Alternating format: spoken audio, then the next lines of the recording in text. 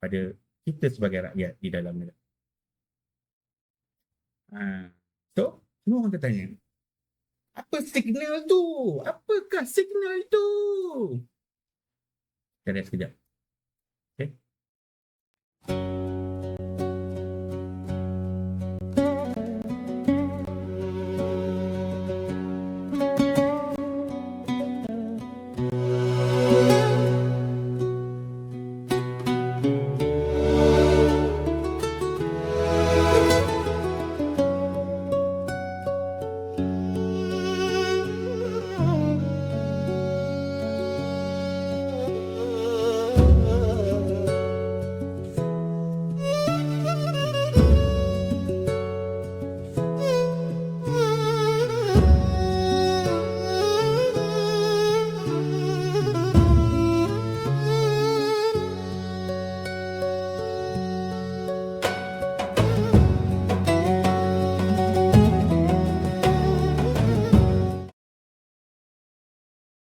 Okey, kita sambung ni. Ni.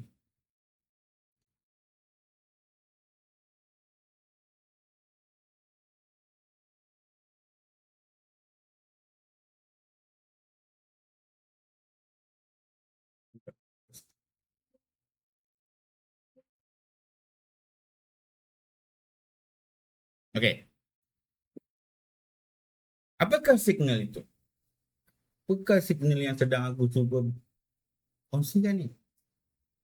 Apa yang signal yang aku sedang nak sampaikan?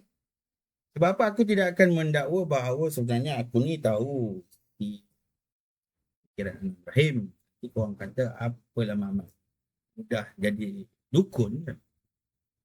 Itu bukan sebenar. Apa lagi? Sebab apa itu kalau aku dah jadi ke arah itu bukan satu analisis kan. Itu dah jadi mind reading.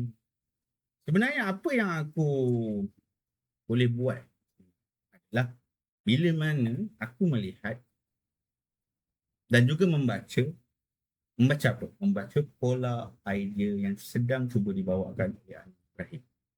Sebab tu aku boleh agak apa yang dia nak buat, ke mana dia nak pergi, apa dia punya map besar dia, bagaimana nak masuk masyarakat, bagaimana pula masyarakat itu perlu dipush pula daripada bawah untuk naik ke atas, mana dia patah balik. Begitu sebenarnya. Macam ni. Ya Aku share. Sebelum ni jarang aku cerita benda ni kat orang.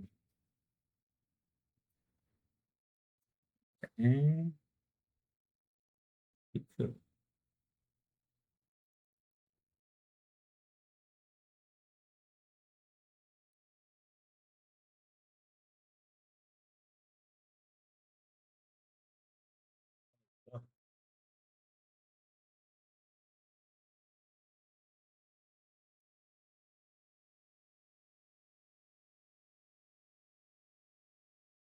Ya.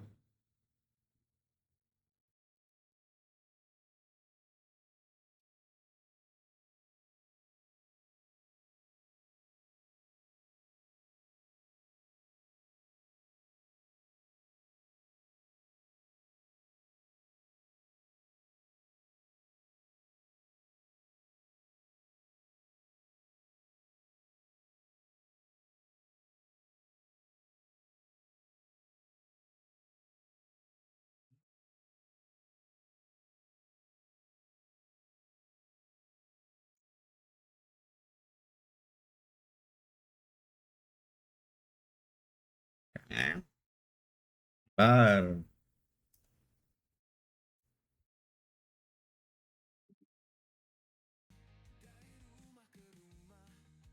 Okay. Cuba kita tengok dekat dalam poster infografik yang aku cuba buat. Inilah yang aku katakan tadi, yang mana bila mana aku dapat membaca pola idea yang cuba dilakukan oleh Datuk Seri Anwar Ibrahim ataupun PMX. Dan daripada pola yang kita ataupun aku cuba bincangkan, sebenarnya aku dapat membentuk satu hipotesis yang mana mungkin Anwar ini sebenarnya tidak sekadar mahu Malaysia ini hanya menjadi sebuah negara yang kaya. Hmm. Mungkin sebenarnya beliau mahu Malaysia menjadi negara yang lebih tersusun sebagai sebuah negara yang dapat menghubungkan pertumbuhan antara ekonomi dan juga kesejahteraan manusia daripada segi nilai, institusi dan juga keadilan. Kerana apa? Memang kalau difikirkan daripada apa yang sedang cuba dibuat ini, yang dibuat oleh Datuk Seri Anwar Ibrahim ini memang adalah satu benda yang susah dan sukar untuk difahami. Sebab dia berangkai-rangkai.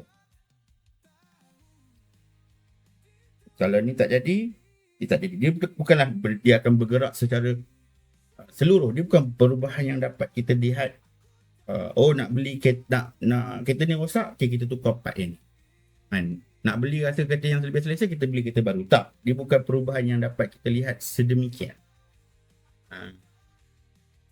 Maka dekat sinilah bila mana aku matahkan balik ke belakang dengan membawa korang pergi melihat kepada Madani, ia akan menjadi satu titik penting untuk kita menganalisis semua. Sebab apa? Di dalam negara kita, dalam government servant, ramai orang-orang yang cerdik pandai, yang bijak sana, yang pada hari ini melihat apa yang sedang cuba dibuat dan juga difikirkan oleh Anwar Ibrahim itu adalah satu perkara yang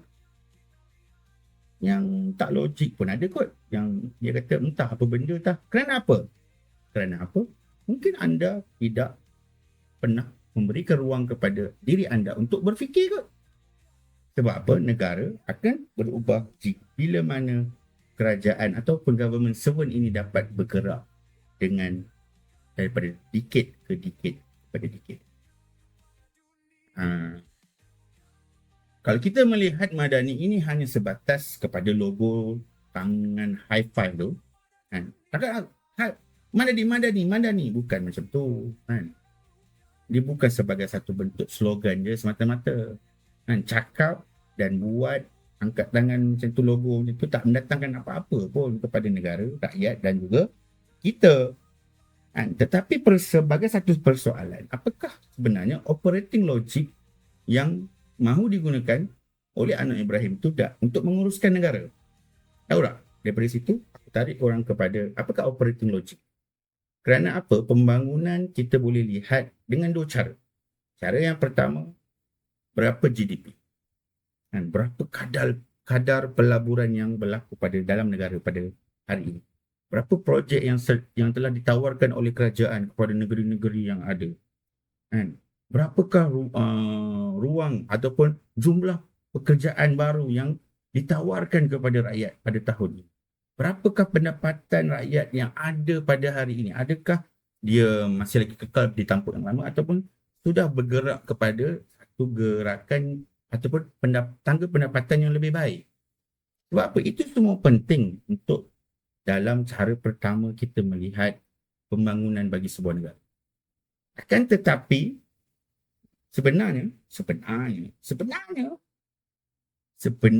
ada soalan yang kedua ataupun cara yang kedua untuk kita melihat sama ada pembangunan negara itu dia membangun ataupun tidak. Yang pertama adalah kita melihat sama ada manusia yang lahir daripada pembangunan itu menjadi manusia yang bagaimana?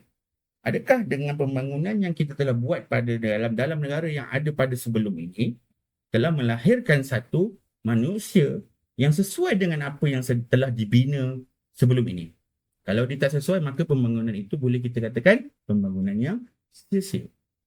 Akulah.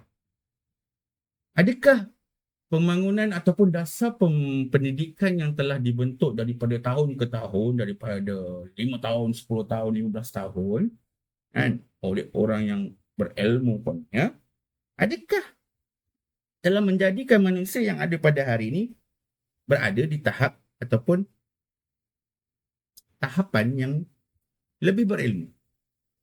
Adakah? Cuba kita lihat.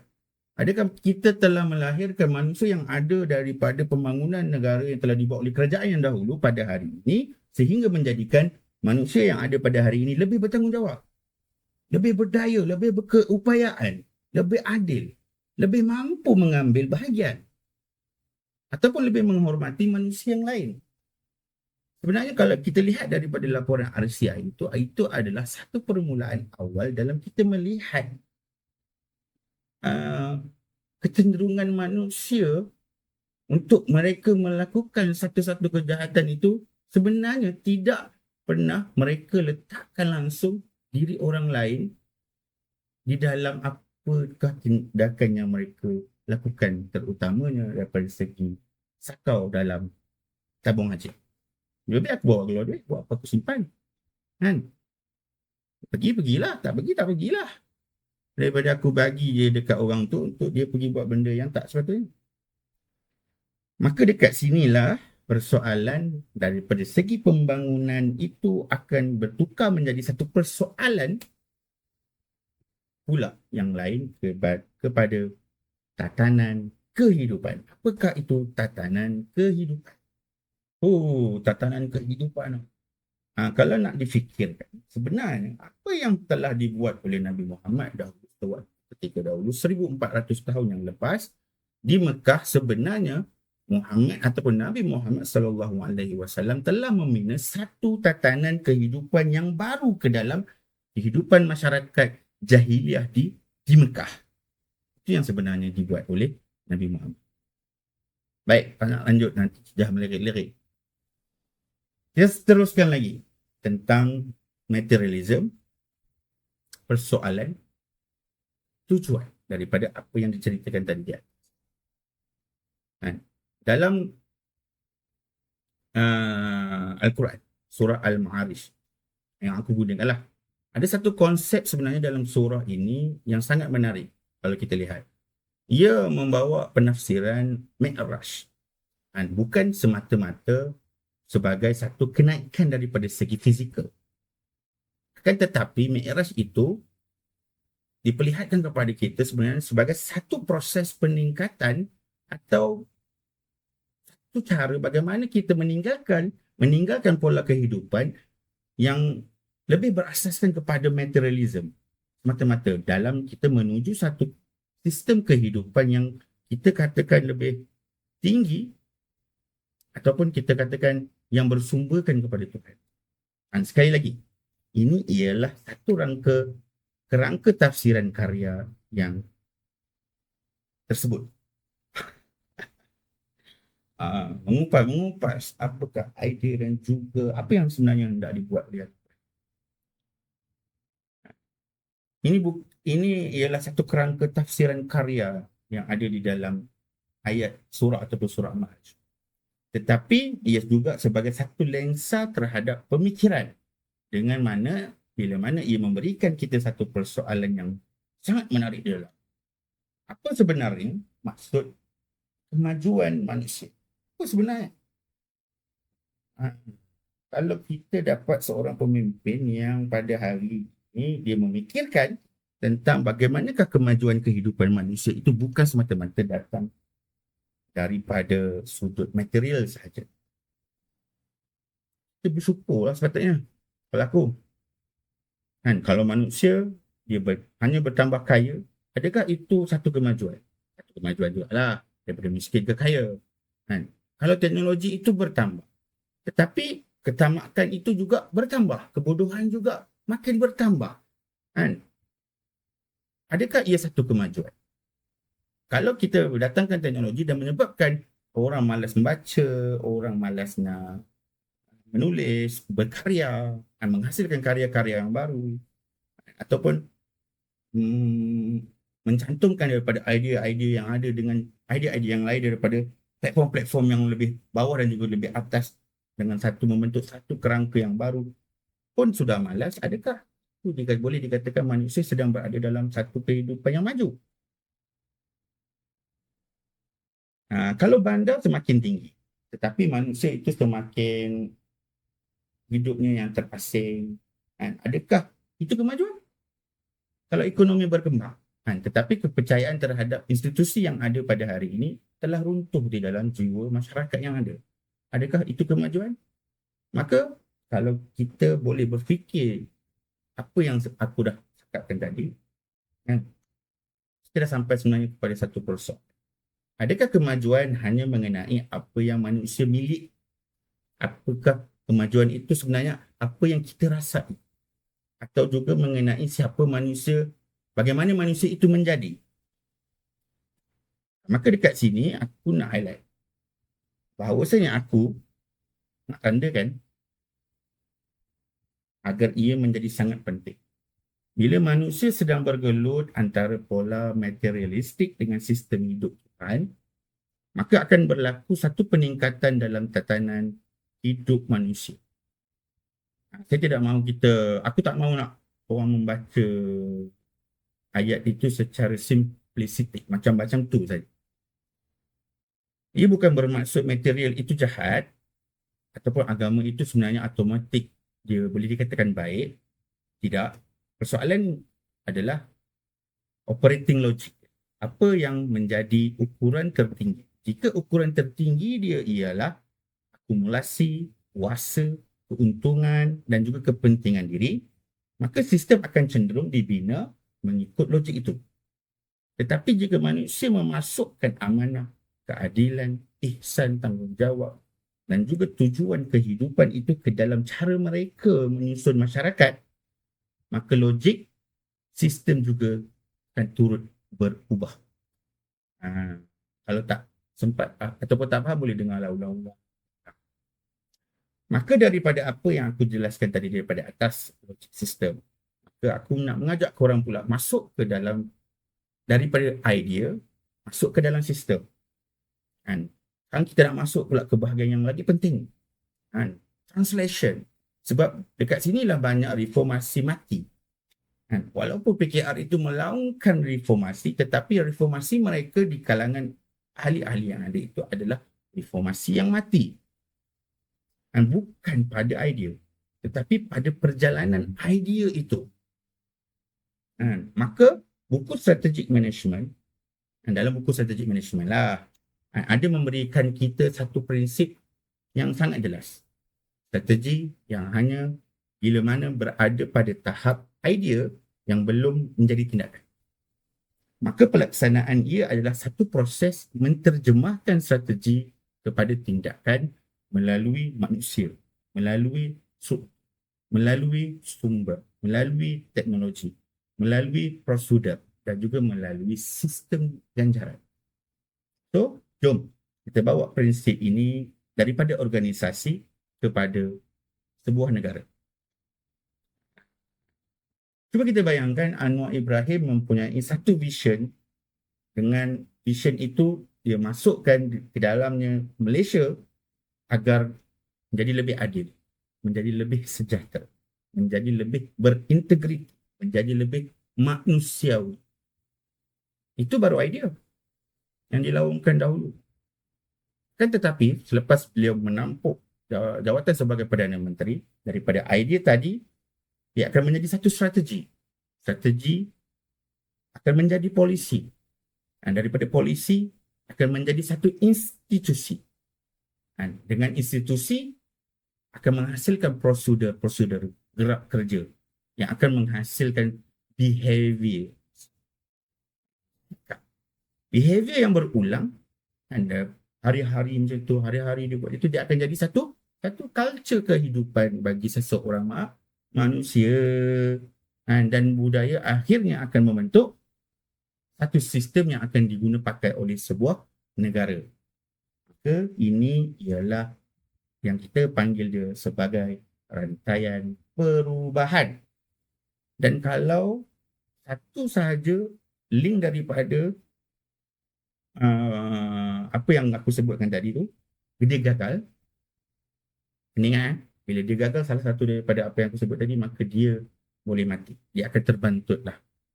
Sebab itu, kita kena pastikan dalam setiap gerakan itu mempunyai apa yang disebutkan tadi.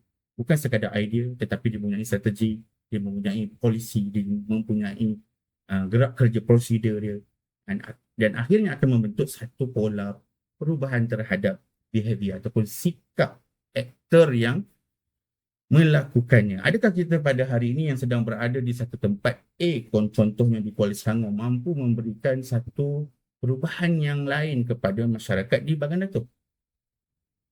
Kalau bertemu dua point ini boleh menyebabkan kerosakan, maka jangan bertemu lah. Contoh. So, seterusnya, the translation of gap. Dalam the translation gap ni, aku nak namakan, kenapa aku namakan the translation gap? Jurang antara apa yang dimaksudkan dengan apa yang dilaksanakan. Bayangkan seorang pemimpin dia berkata, kita mahukan kesejahteraan manusia.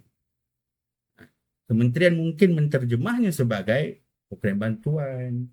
Kan? Birokrasi mungkin akan menterjemahnya sebagai satu bentuk KPI yang akan disegregatekan kepada anak-anak buahnya di jabatan-jabatan ataupun bahagian-bahagian yang ada di bawahnya. Kan? Politikus-politikus yang ada pula. Kan? Mungkin akan menterjemahnya sebagai political messaging. Media akan mengatakan pula dan juga menterjemahkannya sebagai satu headline.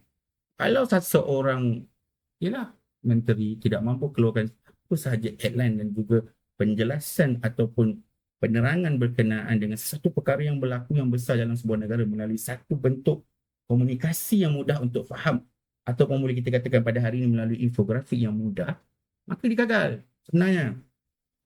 Dan rakyat mungkin akan menterjemahkannya sebagai apa? Apa yang berubah dalam hidup aku? Nampak? Kalau hari ini kalau kita lihat, rakyat sampai dia tanya, apa yang berubah? Maka ada sesuatu daripada link yang aku sebutkan tadi di atas yang gagal. Bayangkan, satu signal, dia ada 5 interpretasi. Ada 10 tindakan, 100 kesan yang akan membentuk perjalanan bagi sebuah negara. Ini yang dikatakan aku sebagai satu neural network. Dan semakin besar sistem itu, dan semakin banyak kemungkinan daripada signal-signal itu akan dia berubah. Sebab itu Robert Dahl juga mengingatkan kita supaya jangan menyamakan sekadar menyertai sesuatu keputusan dengan benar-benar mempengaruhi keputusan. Dan jangan menyamakan sumber kuasa itu dengan kuasa yang sebenar. Maksudnya macam ni, jawatan tak semestinya sama dengan kemampuan untuk menghasilkan outcome. Belum tentu bila kau menjawat satu jawatan yang tinggi, kau dapat menghasilkan satu outcome yang baik kepada orang yang berada di bawah ataupun orang yang akan menggunakannya. Maka dekat sinilah kita perlu berhenti untuk menyalahkan pada satu sosok individu ataupun kepada satu sosok yang kita boleh katakan kepada Perdana Menteri Anwar Ibrahim bagi kesalahan-kesalahan yang kita lihat sedang berlaku dalam negara pada hari ini. Kerana apa? Sistem mempunyai banyak not. Tetapi jangan pula kita gunakan complexity system sebagai alasan untuk kita menilai kepimpinan yang ada. Sebab apa? Pemimpin masih mempunyai tanggungjawab yang lain. Dari segi tanggungjawab dia dengan anak dia, tanggungjawab dia dengan isteri dia, dengan cucu, dengan jiran. Bukan itu saja. Banyak lagi tanggungjawab yang lain. So, pemimpin yang sebenar, dia sebenarnya mengurus apa sebenarnya? Apa sebenarnya pemimpin ni dia sebenarnya buat? Kita rest sekejap. Harga benar tadi.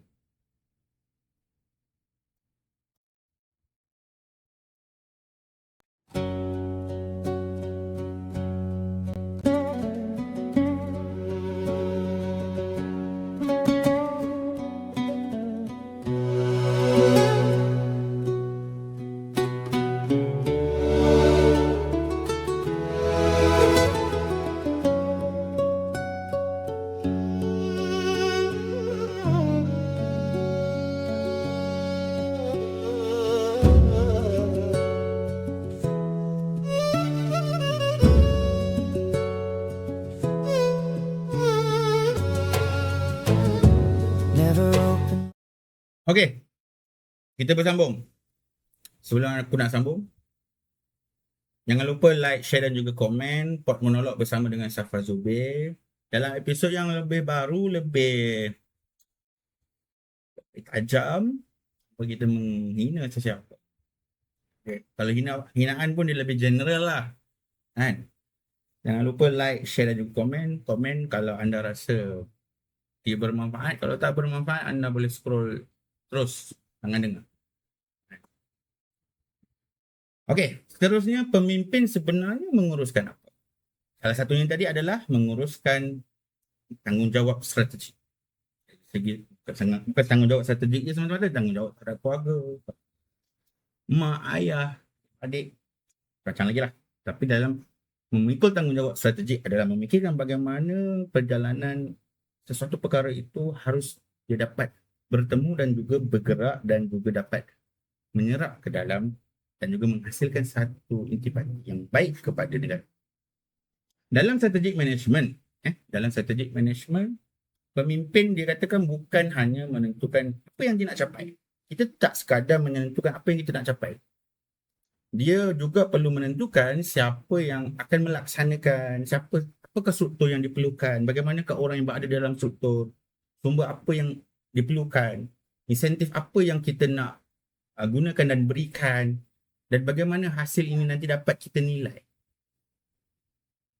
Sebab itu daripada segi strategic management, ada juga mengatakan bahawa strategi perlu melalui struktur. Pimpinan, melalui bajet, jadual, sistem ganjaran, kawalan strategik.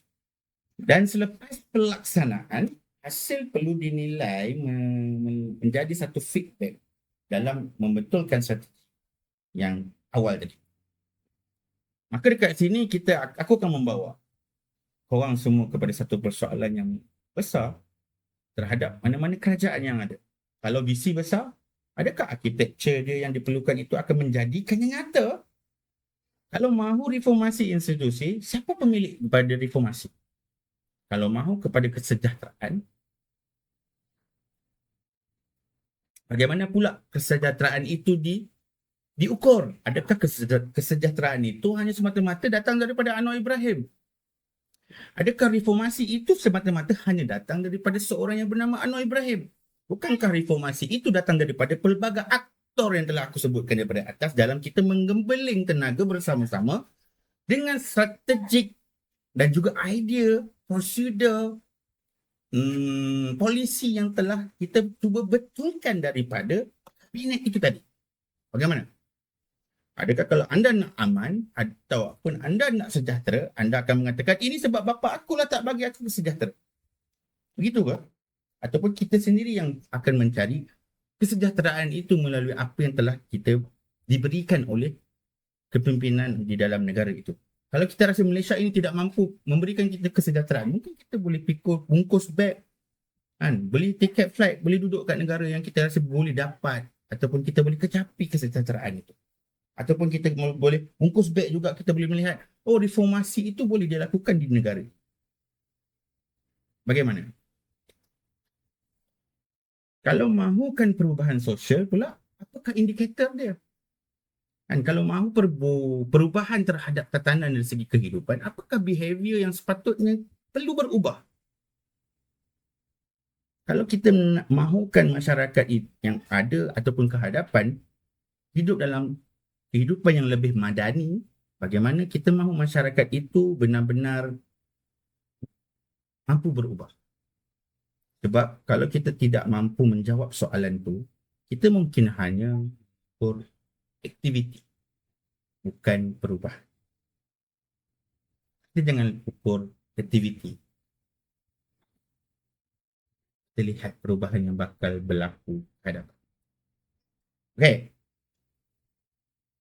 Seterusnya, apa yang sebenarnya daripada apa yang ceritakan tadi di atas, apa yang sebenarnya aku telah berjaya predict daripada apa yang mungkin Anwar sebenarnya mahu.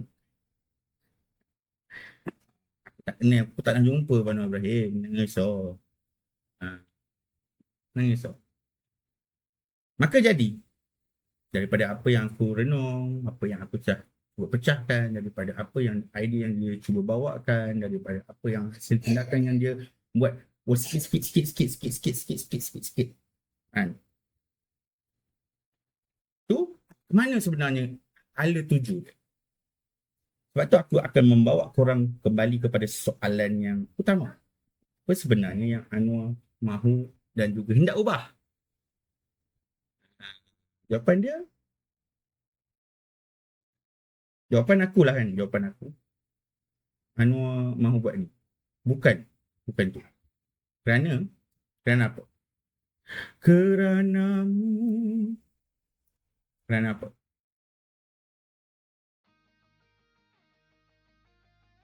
Kerana kita tidak boleh bercakap bagi pihak beliau. Tetapi daripada kerangka yang kita ataupun aku telah analisis daripada kerangka madani pada awalnya sehingga hari ini, aku boleh katakan pada hari ini aku boleh membina satu hipotesis yang mana mungkin perubahan yang cuba dibawa bukan sekadar pertukaran kepada sebuah kerajaan. Mungkin ia adalah satu usaha dalam mengubah cara negara Malaysia memahami tentang maksud dan juga kefahaman tentang bagi pembangunan hubungan antara negara dengan rakyat, hubungan antara kuasa dengan amanah, hubungan antara pertumbuhan ekonomi dan juga kehidupan manusia.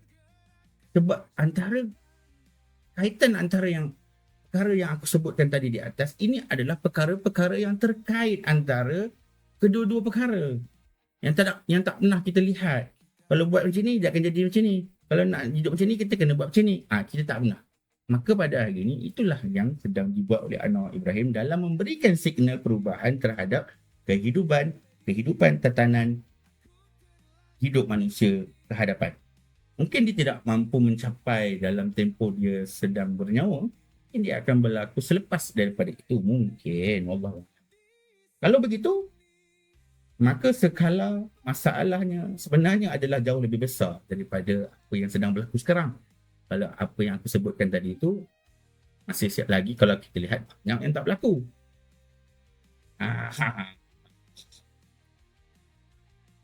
Betul tak? Betul je. Kerana apa? Beliau bukan hanya berhadapan dengan opposition. Beliau juga berhadapan dengan satu inertia. Inertia apa? Inertia terhadap institusi. Inertia terhadap budaya. Inertia terhadap birokrasi. Inertia terhadap kepentingan individu-individu ataupun aktor-aktor. Inertia terhadap manusia yang pelbagai kehendak. Dan perubahan terhadap sistem yang sudah lama. Dia tidak berlaku hanya kerana seorang pemimpin itu mengumumkan sesuatu. Even itu inertia terhadap tindakan anak dia sendiri pun dia tidak mampu nak kawal. Bayangkan betapa beratnya kehidupan yang cuba dilalui oleh seorang pemimpin seperti beliau pada hari ini. Kalau aku tak tahulah. Cukup. Kalau aku boleh katakanlah, sebenarnya daripada apa yang aku dah nampak, apa yang aku lihat, daripada pecahan-pecahan idea yang dia cuba buat, aku nak reveal lah satu. Mungkin sebenarnya bukan pada masalah terhadap idea. Idea is one idea. Bagaimana nak menggerakkan idea itu sebenarnya? Kalau aku nak reveal ni kan, mungkin masalahnya Malaysia bukan kekurangan idea. Orang Malaysia ni bijak-bijak lah tu. Kalau ada seorang tu dia ada tiba-tiba tengah beridea ni, dia boleh datangkan 10 idea yang lain. Tapi bila dia tanya macam mana nak buat, masalah di itu. Kita ada banyak idea, kita mempunyai banyak akademik, kita mempunyai banyak pegawai, kita mempunyai banyak profesional, banyak ahli politik, kita mempunyai banyak juga aktivis, kita mempunyai terlalu banyak teknologi, data. Tetapi adakah kita mampu mempunyai manusia yang mampu menerjemahkan idea tadi menjadi satu visi kepada satu sistem? Itu yang sebenarnya. Tak ada. Manusia yang faham bahasa falsafah, tapi boleh bercakap dalam bahasa polisi pula. Faham bahasa politik, tapi boleh bercakap dalam bahasa institusi. Faham bahasa institusi, tetapi boleh pula bercakap dalam bahasa rakyat. Itu yang dikatakan sebagai satu translator layer. Translator layer tau. Dan mungkin ini juga merupakan satu lapisan yang paling kurang kita bincangkan pada hari ini. Mungkin nanti lepas daripada video aku kongsikan nanti, bolehlah korang fikirkan. Kan? Korang lagi pandai. Tak pandai mana pun. Kerja pun jual sayur. Ha. So kesimpulan daripada apa yang aku bawakan. Kan? Cuba kita duduk kejap. Kan? Kita lihat sistem yang ada. Kita dengar signal. Kita dengar apa yang cuba hendak disampaikan. Kemudian kita sembang tentang translation gap yang aku sebutkan tadi. Dan sekarang kita sampai kat mana? Dekat kesimpulan dah. Perubahan tidak bermula apabila pemimpin itu bercakap. Ia bermula apabila signal itu telah difahami. Signal itu yang telah difahami itu dapat diterjemahkan menjadi satu bentuk strategi. Daripada strategi, dia akan menjadi satu dasar. Daripada dasar akan membentuk pula institusi. Daripada institusi akan membentuk tingkah laku aktor-aktor yang bergelar manusia itu tadi. Dan maka daripada tingkah laku yang banyak itu tadi akan membentuk satu budaya. Budaya ini akan membentuk satu sistem. Dan sistem pula akhirnya akan membentuk satu manusia melalui satu tatanan kehidupan yang mungkin kalau kita gerakkan kepada arah yang baik, dia akan jadi baik. So, ini yang aku katakan dia sebagai neuron universal. Maka itulah juga mengapa perubahan sosial ini sebenarnya sangat sukar. Bukan mudah. Apa yang dibuat oleh Muhammad, apa yang dibuat oleh Isa, apa yang dibuat oleh Musa dan juga Ibrahim sebenarnya adalah membawa satu perubahan sosial ataupun tatanan kehidupan yang baru dalam masyarakat yang ada pada hari itu. Aku tidaklah mengandaikan apa-apa, tapi itulah tindakan yang sukar. Sebab tu tindakan mengeluarkan budak daripada diperbudakkan itu bukanlah satu perkara yang mudah. Sebab apa dalam Quran itu seperti mendaki langit, mendaki gunung yang tinggi. Kerana lagi bukan sekadar nak menukarkan satu benda. Kita sedang menukarkan hubungan antara banyak-banyak benda. Mungkin soalan yang lebih penting bukan tentang adakah Anwar ini mempunyai visi. Tetapi sebenarnya perlulah kita membawa satu persoalan yang lebih besar. Adakah Malaysia ini mempunyai neural network yang mampu memahami, menterjemahkan dan juga menghidupkan visi itu. Dan kalau kita mahu lebih jauh lagi daripada itu, soalannya bukan hanya apa yang Anwar mahu ubah, tetapi apa yang akan berubah dalam diri manusia apabila sistem itu berubah. Ia lagi penting. Kerana akhirnya negara bukanlah menjadi sebuah bangunan. Negara itu bukan kementerian, bukan parlimen. Negara ialah manusia yang hidup di dalam satu sistem yang berhubung antara kita. Dan apabila cara manusia berfikir telah berubah, maka cara manusia bertindak juga akan berubah. Apabila tindakan berubah, institusi berubah. Apabila institusi berubah, tatanan hidup akan berubah. Dan kemungkinan dari situlah kita akan memahami makna perubahan yang lebih besar.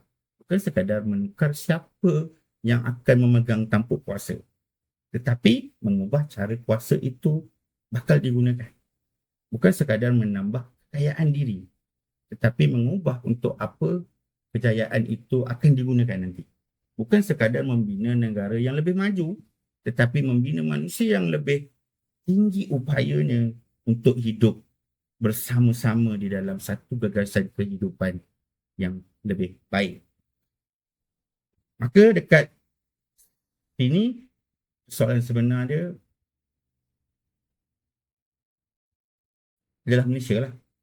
Bukan siapa yang memimpin Malaysia itu, tetapi siapa ataupun apa yang sedang kita bina dan manusia yang bagaimana akan dilahirkan oleh sistem itu. Adakah sistem yang telah ada pada hari ini ataupun yang telah dicipta dahulu mampu mengubah perjalanan tatanan kehidupan manusia ke hadapan? Kalau tidak, apakah gaya dan juga cara yang kita perlu buat untuk perubahan tersebut? Maka dekat sini, ini pod monolog, ini Safwan Zubair. Bagi aku, ini bukan sembang tentang seorang manusia, tetapi sembang tentang bagaimana sebuah idea cuba mengubah sebuah sistem. Dan bagaimana sebuah sistem itu akhirnya nanti mampu mengubah daripada satu orang manusia kepada 10,000 orang manusia dan jutaan manusia. Maka sembang dengan aku, pod monolog sama Safwan Zubair. Ini sembang tak biasa ni bro. Jumpa lagi. Jangan lupa like, share dan juga komen. Terima kasih kerana mendengar dan juga menonton. Kalau tak best, scroll, jangan dengar. Okay, jumpa lagi. See ya. Wassalamualaikum warahmatullahi wabarakatuh. Woi, bye.